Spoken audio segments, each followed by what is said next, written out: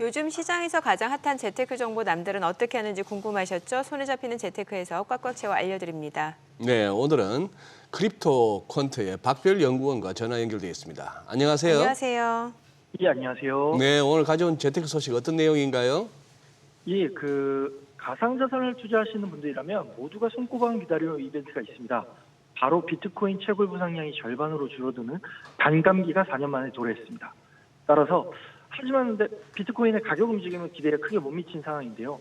또 홍콩 비트코인 현물 ETF 승인에 따라 상승장에 대한 기대감도 큰 상황입니다. 오늘은 위 이슈들에 대해서 하나씩 짚어보고자 합니다. 네, 말씀 주신 대로 지난 20일 이제 비트코인이 네 번째 반감기를 맞이했는데 사실 소문난 잔치였던 만큼 기대감도 상당했던 것 같은데 지금 비트코인 가격 흐름은 어떤가요? 네, 20일 비트코인은 네 번째 반감기를 소란스럽게 기대했지만 실제 가격은 지난 8일 이후로 16% 하락한 상태에서 반등해 지금 63,000달러에서 67,000달러 사이로 횡보하고 있습니다. 지난 반감기를 살펴보더라도 반감기 당일에는 상승 또는 하락 등 일관된 가격 움직임을 확인할 수 없습니다. 그래서 과거 반감기를 돌이켜봤을 때 역사적으로 1년에서 1.5년이 지나서야 크게 비트코인의 가격은 상승했는데요. 반감기 후에 비트코인 가격이 상승한다는 것이 일관된 패턴이지만 반감기 자체가 가격 상승을 보장하지는 않습니다. 또 비트코인 반감기가 미국 현물 ETF로 선반영되어 있다고 하시는 분들이 계신데 이는 엄연히 별개의 사건으로 상관관계를 일반관계로 혼동하시는 오해가 발생하는 것 같습니다. 그래서 이 부분을 좀 주의할 필요가 있습니다. 네.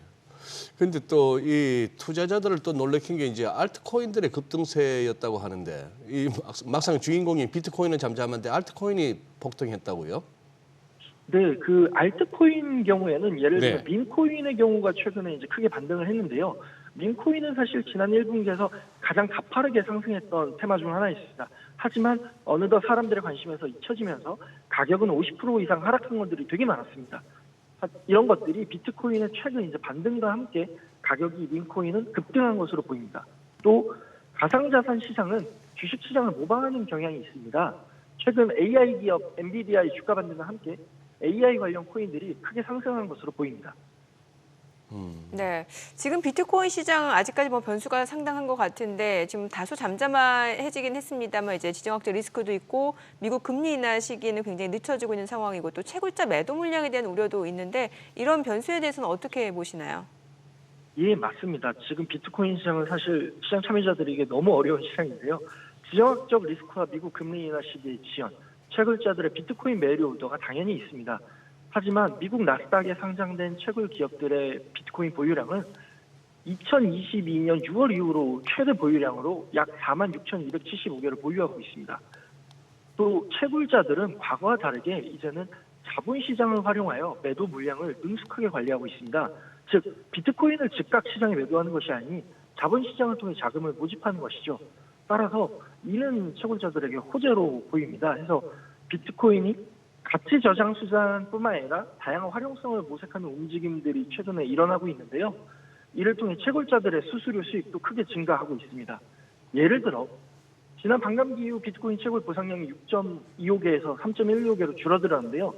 반감기 직후 첫 블록 수수료는 40.751 비트코인, 260만 달러로 원화 36억 원 상당의 수수료를 벌어들였습니다. 그래서 과거와 다르게 지금의 채굴자들은 좀 다른 환경에 위치했으며 이는 곧 주식시장에서도 채굴자 주식 가격이 크게 상승한 것으로 반영되고 있습니다. 네.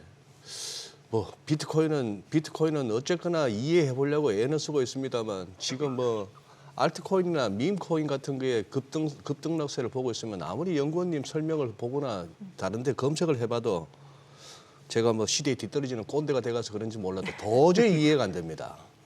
어쨌거나 그렇지만 이거는 이해가 되네요. 홍콩에서 어쨌거나 비트코인 현물 ETF를 승인했다. 그러면 당연히 저 또 돈 놓고 돈 먹기 판에 또 돈이 들어온다는 얘기니까 뛸 수밖에 없겠는데. 자, 그러면 이제 홍콩에서 현물 ETF 거래 시작되면 비트코인의 추가 상승 기대할 만하다고 봐도 되죠? 네, 그렇습니다. 네. 가격 상승의 모멘텀으로 모두 기대하고 있는 것이 사실입니다. 특히 지금처럼 비트코인 가격 하락의 주범이라고 일컫는 그레이스케일의 GBTC 펀드 유출이 사실 최근 급격하게 이제 감소하고 있는 상황에서 신규 자금 유입이 증가한다면 뭐 누구나 가격 랠리를 기대해 볼 수 있을 것 같습니다. 또 하지만 그 미국 비트코인 현물 ETF처럼 서서히 준비된 기간을 가지면서 여러 자금들이 이제 유입될 준비를 했고 또 그것이 거래가 시작되면서 급격하게 유입되면서 가격이 상승할 것인지는 조금 지켜봐야 될 것 같습니다. 네, 한편- 오늘 내용 예. 네. 제가 답변이 끝난 줄 알았네요. 계속 말씀 주세요. 예. 그 한편 추가로 이것만 말씀드리겠습니다. 네. 홍콩 현물 ETF는 비트코인뿐만 아니라 이더리움도 사실 포함하고 있습니다. 아, 네. 예. 따라서 5월 24일 공교롭게 이 시기가 그 바네크 이더리움 현물 ETF 승인 마감일을 앞두고 있고, 그다음에 또 지난주 아크 인베스트먼트에서는 이더리움 선물 ETF를 또 매수를 시작했습니다. 그래서 이러한 시기에 거래를 시작하는 홍콩 이더리움 현물 ETF는 비트코인뿐만 아니라 이더리움 가격에도 큰 영향을 미칠 것으로 예상되는데 주목해볼 필요가 있을 것 같습니다. 예. 네, 내용 잘 들었습니다. 고맙습니다. 예, 감사합니다.